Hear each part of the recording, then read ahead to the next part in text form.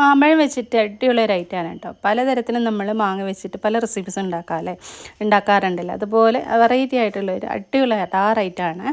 മാമ്പഴം ഇതാ എടുത്തിട്ടുണ്ട്. ഞാൻ 2 വലിയ മാമ്പഴം എടുത്തിട്ടുണ്ട്. ഇതുപോലെ അത്യാവശ്യം വലിപ്പമുള്ളതാണ്.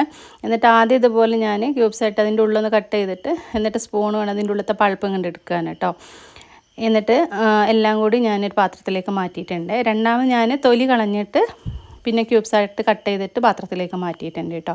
എങ്ങനെ ആക്കി എടുത്താലും മതി, ചെറുതായി അരിഞ്ഞെടുക്കാനായിട്ട് ശ്രദ്ധിക്കുക.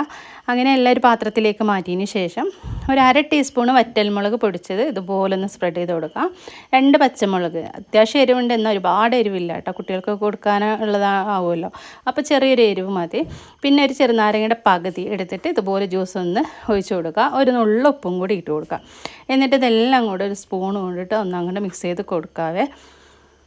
നല്ല മധുരം, മാമ്പഴത്തിൻ്റെ മധുരം പുളിയും എരിവും ഒക്കെ കൂടിയിട്ടുള്ള ഒരു ഐറ്റമാണ്. അടിപൊളി ടേസ്റ്റാണ് കേട്ടോ കഴിച്ച് നോക്കിയപ്പോൾ.